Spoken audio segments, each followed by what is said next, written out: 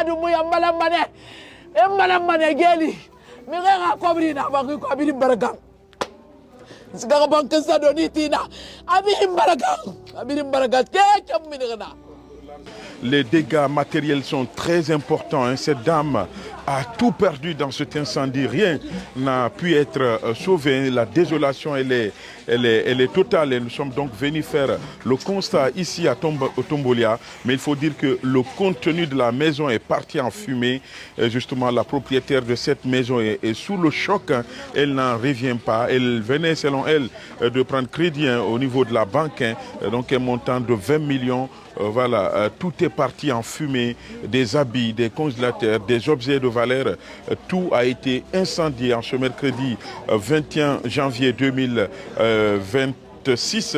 Nous sommes venus faire donc le constat et nous avons croisé les sapeurs-pompiers qui ont eu peur, hein, puisque ils sont de l'autre côté tout près des ronds-points. Selon eux, ils ont peur. Donc quelqu'un m'a confié que c'est donc des sapeurs-pompiers plutôt privés, la Topa, voilà, mais ils ont peur de venir ici au risque de se faire caillasser. C'est pourquoi ils sont stationnés non loin d'ici. Au moment où nous parlons, c'est quand même des citoyens qui se battent pour maîtriser les flammes. Le feu n'est pas totalement maîtrisé, mais des citoyens sont encore sur le bâtiment. Nous voyons donc des citoyens avec des seaux, avec des moyens de bord qui essayent donc de maîtriser. J'avais déjà vu à peu près le contenu de cette vidéo où vous voyez une maman en détresse qui fond en larmes parce qu'elle a tout perdu.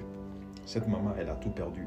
Vous savez, en Guinée, par exemple, ce sont les dames, ces braves dames qui se lèvent le matin tôt, vers 5h, 6h pour aller dans les grands marchés comme Matoto et voilà, Anta pour trouver quoi vendre et puis le soir en rentrant elles achètent des condiments pour venir préparer pour leurs enfants. Et cette maman, dans cette vidéo, elle dit clairement qu'elle a tout perdu. Elle a tout perdu.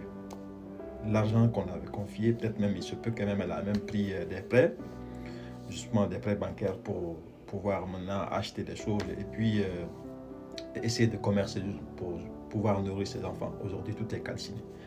Mais ici, je vais m'attaquer un tout petit peu à EDG, Électricité de Guinée.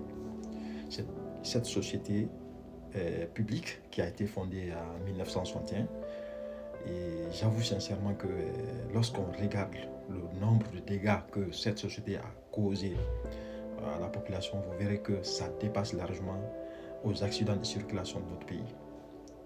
Voilà une société qui, depuis sa création jusqu'à maintenant, ne cesse en tout cas d'endeuiller des familles. C'est pourquoi j'ai fait cette vidéo avec beaucoup d'amertume.